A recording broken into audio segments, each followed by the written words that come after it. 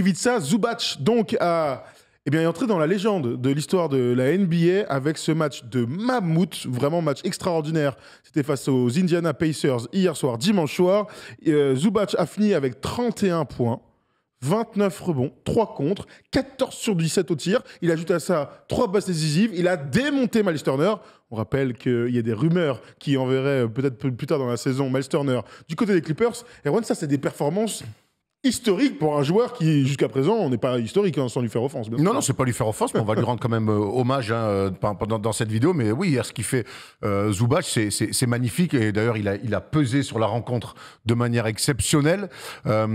C'est surprenant de voir Zubac faire des stats comme ça. Je ne sais pas pourquoi, mais quand j'ai vu la feuille de stats à la fin du match, ça ne me surprend pas que ça arrive d'un joueur comme ça. Alors qu'il a été pourtant sur un pourcentage très élevé, il est bien plus haut que ses standards, mais j'ai l'impression que ce mec-là, il y a une forme de continuité, il est tellement juste dans le jeu, et il est tellement intelligent qu'effectivement, et des deux côtés du terrain est complet, parce que les 29 rebonds aussi, ça veut dire qu'il est concerné par toutes les parties d'un match de basket. Alors oui, les chiffres sont énormes, mais je ne suis pas surpris que ça arrive sur un joueur comme lui, hors méga star évidemment. Qu'est-ce que tu en penses, Steph? Erwan n'est pas surpris que ça arrive à un joueur comme lui. Bon, c'est un peu surprenant quand même. Moi, je suis un peu surpris, surtout que, il monte en régime en NBA, et notamment aux Clippers, il a de plus en plus de responsabilités. Moi, j'ai été surpris de le voir faire ce début de saison, parce que j'ai trouvé très mauvais avec la Croatie à l'Eurobasket. Très mal utilisé aussi, Steph. Je rappelle qu'il avait été benché. À un moment donné, quand t'es un énorme joueur, mal utilisé ou pas ou bien utilisé, tu fournis. Tu fournis l'Eurobasket. Là, ça n'a pas été le cas. Donc c'est pour ça que j'ai été surpris de son très bon début de saison, où il a de plus en plus de responsabilités offensives. Maintenant, Nico me dit que dans les datas et dans les stats, Zubac, c'est un des pivots les plus dissuasifs défensivement dans la raquette. Donc on savait qu'il avait une vraie qualité défensive.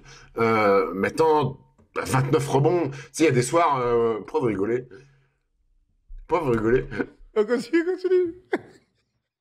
Pourquoi vous rigolez? Non, c'est quoi? Non, continue. Non, mais vas-y, Vas-y, continue, pardon, continue. Les 29 rebonds, il y a des soirs, tu sais, où t'es toujours bien placé. Moi, je me rappelle une fois à Boulogne-sur-Mer, à mon petit niveau, je crois que j'ai pris 16 ou 17 rebonds. Tu sais, t'as des fois, t'es toujours bien placé au bon endroit. Bon, après, lui, il va au charbon, Zubac. Non, un peu surpris quand même, parce que les chiffres sont quand même énormes, Erwan. Pas surpris par la progression du garçon, l'importance qu'il prend dans cet effectif des Clippers. Après 31 et 29, c'est quand même beaucoup. Oui. C'est quand même beaucoup. Donc c'est pour ça que je suis un peu surpris par les chiffres. Après, les 31 points, en NBA, t'as un big man qui a des bonnes mains, qui a un bon footwork, qui fait du pick and dive et tout ça. Je pense que les 31 points sont beaucoup moins surprenants que les 29 rebonds. Alors, c'est pas son record, il avait marqué 32 points en janvier. Beaucoup de comparaisons ont été faites avec Wilt, avec Karim Abdul-Jabbar, et pour cause. Regardez les stats d'un joueur qui est sorti à 3 minutes de la fin du match pour 6 fautes. Il était à ça d'aller chercher le 30 et 30, ce qui est rarissime, hein, bien sûr, surtout dans l'époque moderne. Donc, Ivica Zubac, apparemment, c'est comme ça qu'on le dit, donc on va essayer de bien le dire. 31, 29 et 3 blocs, 3 contre. C'est pas arrivé depuis 1978 avec Karim Abdul-Jabbar. C'est seulement le 3e joueur de l'histoire de la NBA à le faire. Pas mal, a priori. Autre stat intéressante qu'on allait chercher et qui a été tweetée ici, voilà, très bien. Sur les 10 dernières années, 30 et 25, c'est arrivé seulement 4 fois par 3 joueurs différents. Donc Anthony Davis, 2 fois Dwight Howard, avec un incroyable 32 et 30, on s'en souvient. Et la Marcus Aldridge, 31 et 25 en 2013. Et enfin, une dernière petite stat, parce qu'on aime la NBA sur ce type de stat. Ouais, ça, on s'en régale. Dernière petite stat de mon tome, s'il te plaît. Zubac, 31, 29, donc un Clipper qui marque 30 points, qui prend 25 rebonds, eh bien c'est arrivé seulement à 2 autres joueurs, Bob McAdoo, le légendaire Bob McAdoo, et Swan Nater, qui est non moins légendaire, moins connu bien sûr, mais qui était un intérieur de grande qualité. Pourquoi il rigole? Voilà Zubac qui est rentré dans l'histoire de la NBA. Qu'est-ce qui t'arrive? Il vient de lire le message WhatsApp, pourquoi vous rigolez, gros? Erwan, il a pas son téléphone. Erwan, vas-y, s'il te plaît, prends la main. Non, mais je sais, après, ça fait partie de l'histoire de la NBA. Moi, surtout, bref, on va laisser Steph fourrer. Moi, surtout, ce que je vois, c'est que quand on parlait des Clippers, de la construction des Clippers qui veulent gagner le titre, c'était souvent « Ouais, mais avec Zubac, tu peux pas. Ouais, mais Zubac, il est pas assez ci. Ouais, mais Zubac, il est pas assez ça. » Et c'est vrai que les discussions, c'était « Il faut Miles Turner. » Juste avant, tout à l'heure, on parlait des joueurs de la semaine, on parlait de la hype un peu autour de DeAndre Ayton, qui n'était pas peut-être assez élevé, qui n'était pas si ça. Moi, je trouve qu'avec Ivica, pardon, Zubac, il y a une espèce de délit de sale gueule. Il y a une espèce de délit de sale gueule parce que là, pour le coup, il n'est pas flashy du tout. Il a, tu vois, cette petite coupe là, random. Il a ce flow, il a pas de, tu vois, il a ce flow. Mais sur un terrain de basket, on a eu la chance de le voir jouer en vrai plusieurs fois, et Nico nous le confirme à chaque fois. C'est que mec, jouer avec lui, c'est bonheur. Tu peux foutre la balle en bas. Il met des pics, et quand il met des pics, Romox, c'est un nounours. Toi, tu l'as croisé, Steph, à Belgrade au Final Four. C'est un nounours. Il met des pics, il te laisse dedans. Il bonifie l'équipe. Il bonifie vraiment cette équipe-là. Et je pense qu'aujourd'hui, quelque part, s'il arrive à mettre 31 pions aussi et 29 rebonds, mais s'il met 31 pions, c'est que les mecs en face, où il y a beaucoup de shooters, on joue beaucoup en fer à cheval, Zubac, il est tout le temps en train de faire le sale taf. Et quelque part, j'ai l'impression qu'il a gagné aussi une forme de respect auprès de certains de l'équipe, voire auprès de toute l'équipe, pour lui donner les ballons. Parce qu'on se dit que, putain, on lui donne la balle, on a confiance en lui, et en plus, on amène une alternance qui est nécessaire au jeu des Clippers. Alors, moi, je l'entends complètement. Je l'entends complètement. Après, tu vois, j'ai quand même la sensation, aussi bon était-il hier soir face à Turner dans un match où on connaît ce genre de truc. Ah, peut-être que je suis dans les rumeurs de transfert face à ce mec-là, je vais le démonter. Il y a beaucoup d'orgueil. Maintenant, il va pas faire 30 et 20 tous les matchs. Non. Je lui demande pas de faire 30 et 20. Mais on se pose la question d'être un pivot titulaire d'une équipe qui va terminer championne. J'ai encore des doutes de 10 et 11.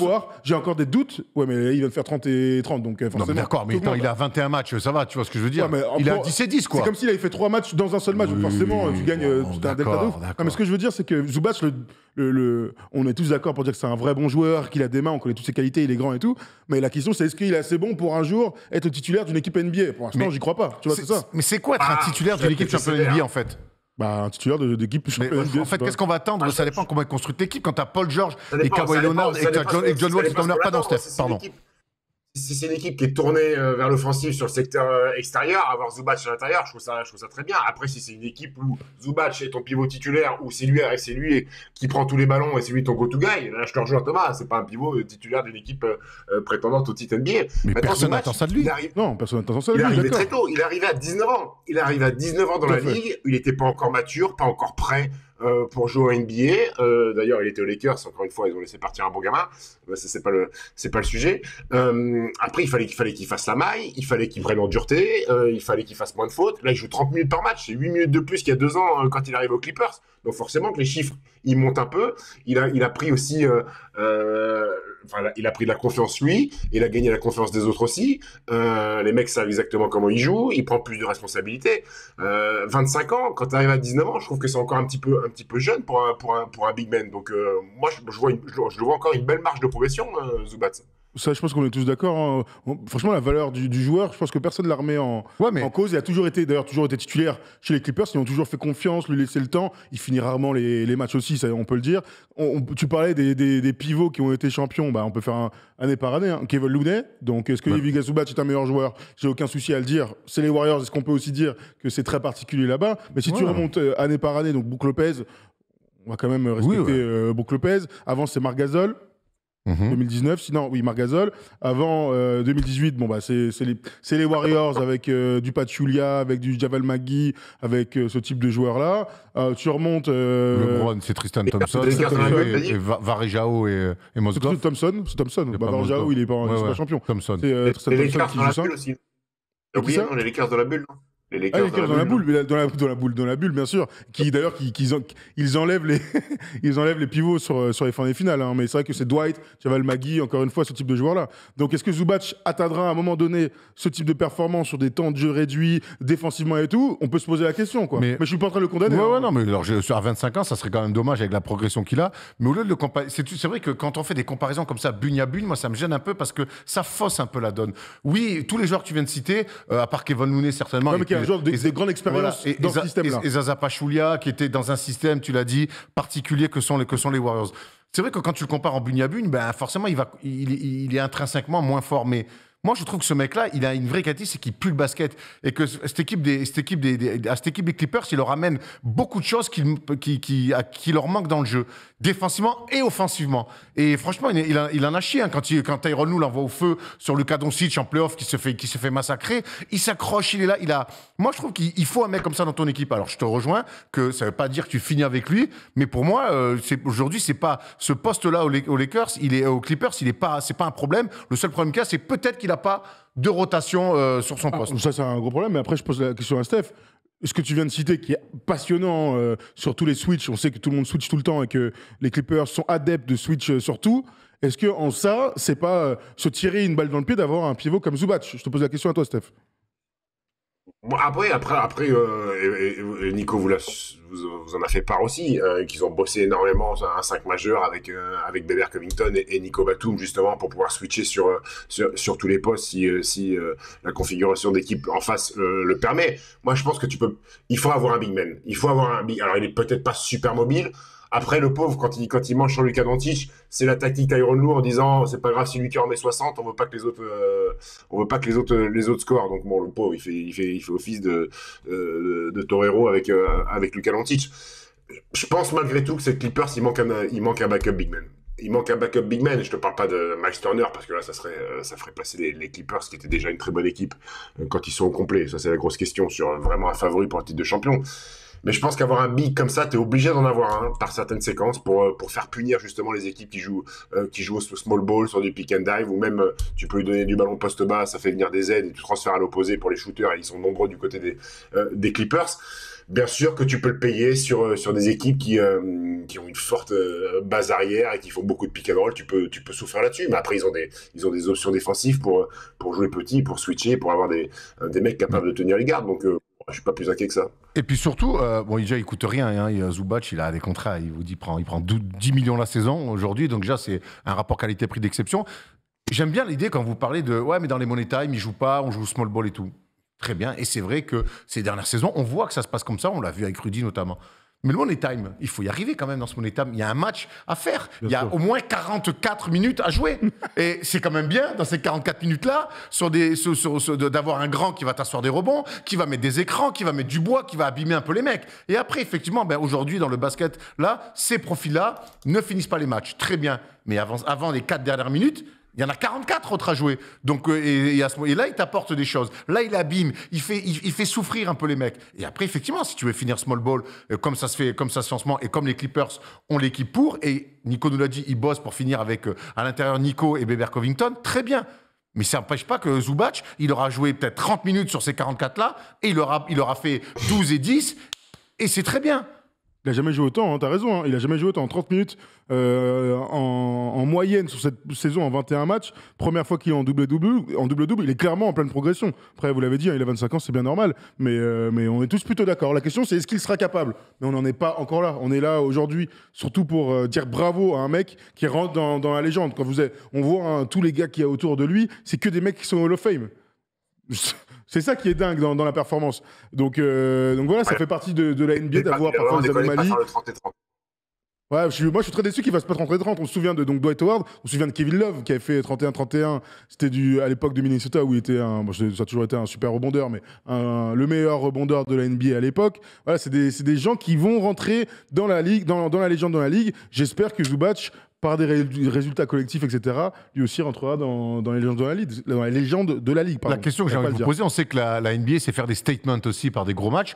Est-ce que ce match-là peut changer un petit peu la vision de certaines équipes sur Zubac dans la ligue? Est-ce que ça peut faire changer la vision de Tayo dans la ligue? Ou même de Tayo? Il joue 30 minutes par match. Hein. C'est pour ça que je dis, moi, par rapport aux autres gens. Parce que oui. Même par rapport aux gens dans le chat.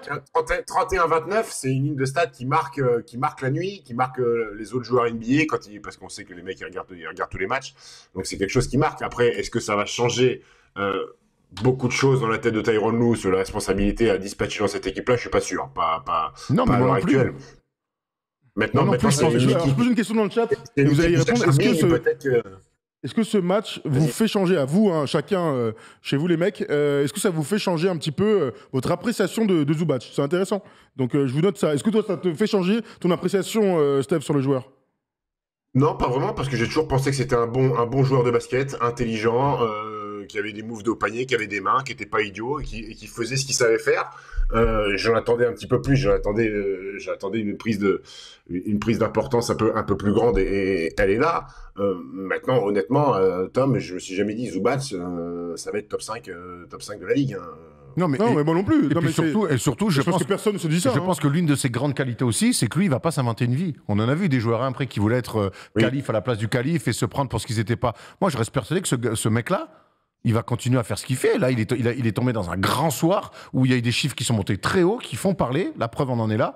Mais moi, je reste persuadé qu'il va reprendre son petit bonhomme de chemin, à prendre des 30 minutes, à faire des 12 et 10, tranquille, tous les soirs, et à rendre service à cette équipe-là, à courir, parce que malgré ce gros physique, il est véloce, il est dans l'axe à chaque fois. Et puis, regardez-le bien. Il y en a plein dans le chat qui nous disent, maintenant, je vais le regarder un petit peu plus. Regardez tout le travail qu'il fait loin du ballon, les réductions de distance, comme il nettoie la raquette des Clippers quand certains s'oublient un peu et veulent rester qu'à 3 points. Ça, c'est clair. On va accueillir notre premier auditeur de la soirée. Les amis, c'est Nelson qui va venir nous parler de Zubac et de son rôle au sein de l'équipe. Salut Nelson. Salut la team, vous allez bien? Salut Ça va et Nelson. toi? Ça va, ça va. Bah, déjà, gros à vous, hein, je vous suis depuis pas mal de temps. Vous faites un super boulot, les gars, continuez comme ça. C'est gentil. Merci, c'est gentil. beaucoup, ça fait plaisir. Ça fait plaisir. Dis-nous tout, toi, ton avis sur Zubac. Alors, la première question, tu vas y répondre. Est-ce que ça t'a fait changer d'avis sur lui? Est-ce que tu le trouves, tu vas faire plus attention à lui? Est-ce que tu le trouves plus fort? Ou est-ce que tu faisais pas attention à lui avant? Bah, en fait, je trouve que c'est un joueur assez sous-coté, dans le sens où c'est un joueur dont on parle pas beaucoup, c'est pas forcément flashy, mais je trouve que c'est un role player absolument parfait. C'est le mec qui va jamais se plaindre. Si dans un match il a 5 minutes, bah, les 5 minutes il va les jouer à fond. Il est tout le temps dispo pour l'équipe. Si Tyronn Lue en playoff doit le bencher pendant toute une série, on va pas l'entendre. Et dès qu'il est là, bah, il fournit en fait. Il fournit. Après, voilà, je peux comprendre que les gens ne fassent pas forcément trop attention à lui en vue de voilà, son style de jeu, etc. Mais franchement, moi, c'est un joueur que je respecte beaucoup et ce genre de perf ne me choque pas non plus. En plus, voilà, surtout aujourd'hui, quand on sait, même s'il avait Miles Turner en face de lui, quand on sait aujourd'hui la NBA, voilà, c'est pas mal de petits, etc. Donc voilà, un grand gaillard comme lui, j'ai envie de dire, ça me choque pas, même si voilà, la performance, elle est monstrueuse. L'année dernière, il avait en playoff blessé drastiquement en minutes. Hein. Il était passé de 24 Ouais, oui. à 17. Donc voilà, mais comme dit Nelson, on n'a pas entendu là-dessus. Je reste persuadé qu'il peut être quand même un peu plus utilisé. Et je suis curieux de voir sur la future post-saison des Clippers comment va être utilisé Zubac. Est-ce qu'on va le mettre un petit peu plus longtemps? Mais comme voilà, il y a l'attitude aussi qui est parfaite. Et en NBA, il y a tellement de divas, et on a l'impression que lui, quelque part, de l'avoir dans un vestiaire, sur un terrain déjà, c'est bien, et l'avoir dans un vestiaire, c'est bien aussi. Il y a Bouffry qui dit un truc intéressant sur les screen assists. C'est du top niveau avec Gobert, tout simplement. C'est une stat importante sur le travail d'un mec sur le terrain. Ça, c'est des stats qui reviennent souvent. On sait que le pick and roll est très important. Qu'est-ce que tu dis, Steph? Un peu meilleur que Rudy sur les mains, par contre. Sur les mains. Sur les mains, ça c'est clair. Après, il y a aussi le fait de bloquer le joueur et que ton meneur en profite. Ça dépend aussi avec qui tu joues, mais Zubac appuie bien les écrans et en général, ça donne un énorme avantage. Et puis bon shooter de lancer franc. Bon alors cette année il est qu'à 66%, mais d'habitude. c'est pas beaucoup, hein. Mais l'année dernière c'était 72, il est monté. Yanis, il est à 64. Hein. Il a fait 78. Cette année, je sais pas ce qui lui arrive, mais de manière générale, c'est aussi un bon shooter de lancer franc. correct. C'est pas un mec que tu vas les marbrer en disant il va faire 0-2. Non, c'est clair. C'est clair. Il y a un Après, gars, je trouve pas son après, les gars.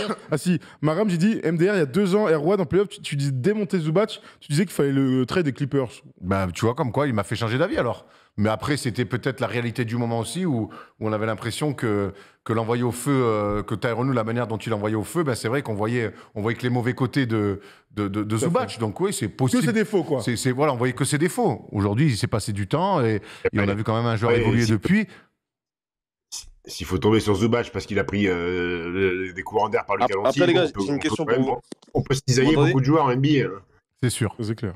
Nelson? Ouais, vous m'entendez, les gars? Ouais. Ouais, moi j'ai une question pour vous. Les Clippers, et là on le voit encore, hein, ils ont une équipe qui est bien fournie. Ils ont pas mal de role players, des mecs qui savent pourquoi ils sont là. Mais moi je trouve que tant qu'on n'aura pas un peu, j'ai envie de dire, réglé l'énigme Kawhi Leonard, j'ai l'impression que cette équipe n'ira absolument pas loin. Je pense que tant qu'il ne sera pas, j'ai envie de dire, même à 90% de ses capacités, Zubac aura beau faire des gros matchs, Reggie Jackson, John Wall, etc. Cette équipe-là ne nous offrira pas ce qu'elle est censée nous offrir. Vous en pensez quoi? Après, cette équipe, tant qu'on les a pas vu jouer au complet, en fait, c'est un peu c'est un peu la question éternelle avec ces Clippers-là, quoi. Moi, je sais qu'ils ont une confiance ultime en eux, où ils disent que le jour où ils sont complets, ça va cliquer. Moi, j'y crois pas. Hein, et on a eu des exemples ces dernières années pour le croire. Il va falloir qu'ils aient quand même, à minima, je ne sais pas ce que tu en penses, Steph, 25, 30 matchs de Après vécu. le Star Game, faut qu'il soit là. De vécu en commun, quoi. Voilà, c'est clair. À minima, j'ai envie de te dire plus, parce que Kawhi, il n'a pas joué de la saison dernière, donc 30 matchs, c'est pas BZF. Moi, je vais être honnête avec vous, cette équipe des Clippers, dans l'état actuel des choses, elle m'intéresse pas. Alors, je suis un peu dur, parce que je me lève le matin, je regarde ce que Nico a fait, bien sûr, mais sinon, elle m'intéresse pas, parce que c'est pas l'équipe des Clippers, en fait. C'est pas celle que j'ai envie de voir, c'est pas celle que je pense que Tyronn Lue a envie de voir. Alors, de temps en temps, il y a Norman Powell qui a un petit coup de chaud, qui met 36 points, mais elle m'intéresse pas, parce que c'est pas la vérité, c'est pas celle que je vais voir en playoff s'il y a playoff. Donc c'est pour ça que je ne m'intéresse pas à cette équipe des Clippers. Tant que Kawhi, Paul George sont pas là régulièrement à jouer les deux ensemble et que Tyronn Lue met pas en place ses vraies rotations qu'il va mettre, bah, ça m'intéresse pas. Donc je la regarde quasiment pas. Ça me paraît normal. Hein. Je pense qu'on est tous plutôt d'accord là-dessus. C'est que c'est l'équipe qu'on a beaucoup attendue en pré-saison. C'est l'équipe, franchement, il y avait beaucoup d'attentes tout simplement autour de l'équipe. On a du mal à se passionner pour les matchs où on ne sait pas qui va jouer. Et surtout, on sait que Kawhi ne va pas être là, voire Paul George. Encore une fois, hier, il n'y a pas Paul George. Alors oui, John Wall est là, etc. Il y a des... Et Nico est là, donc du coup, on s'y intéresse, on regarde. Mais il n'y a pas autant d'attention que ce qu'il devrait y avoir. Normalement, tous les matchs des Clippers devaient être décortiqués comme une équipe future championne NBA. Donc je te rejoins complètement là-dessus. On surfait la hype, mais en tout cas, médiatiquement, on parle beaucoup moins des Clippers en ce moment que ce qu'on devrait. Ce qu'on devrait, mais tout à fait. Donc on est plutôt raccord là-dessus. Hein, et les Clippers, globalement, font moins parler. Ils sont pas très nuls et ils sont pas très bons. Donc en général, ces équipes, on a du mal à en parler. De toute façon, on reverra, Nelson, on est tous d'accord avec toi. On verra avec le temps si Kawhi revient. Il va revenir d'ailleurs là normalement rapidos. Kawhi Leonard, il s'était blessé à la cheville. Hein, cette fois-ci, c'était plus c'est sa grosse blessure d'avant, qui est tout le temps pété. Donc bah, il a toujours quelque chose. Ouais. Il a toujours quelque chose. C'est terrible, franchement. J'ai peur. Hein. Il y avait eu des histoires il y a quelques années là, comme quoi il avait vraiment un problème chronique au genou.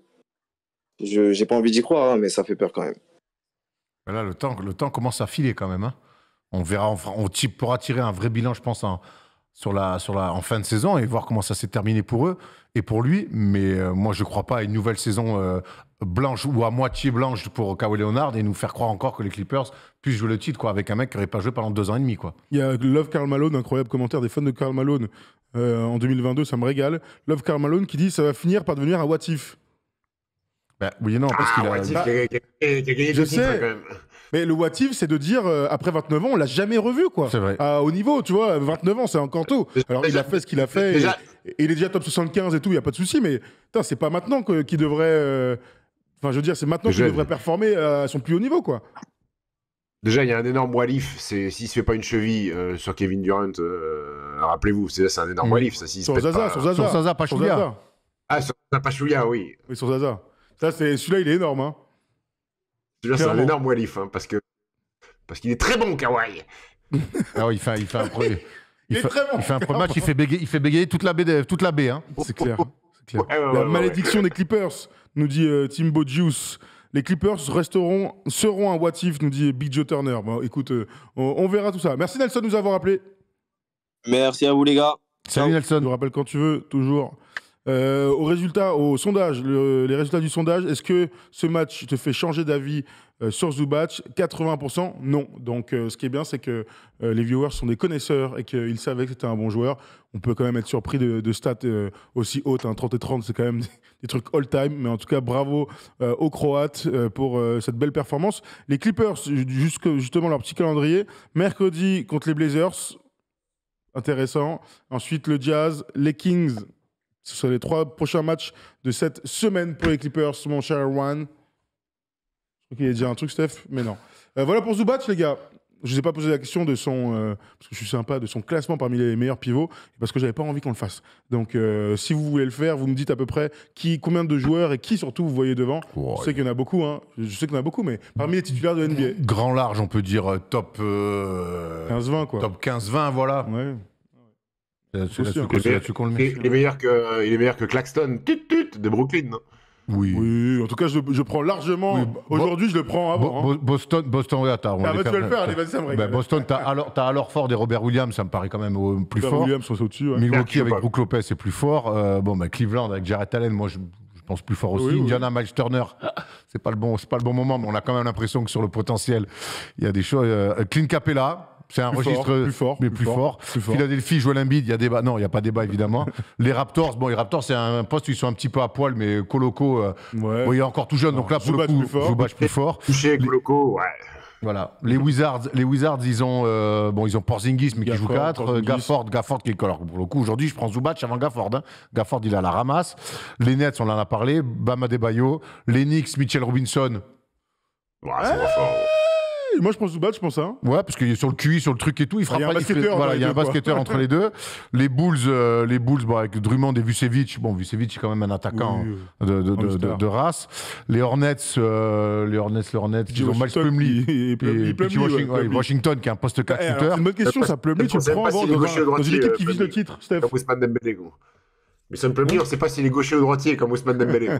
Ouais, d'accord, mais si tu prends qui entre Plumlee et Zubac demain, si tu as une bonne d'équipe et tout, et je prends Zubac. Ce qu'il faut autour. Je prends Zubac. Ça me va.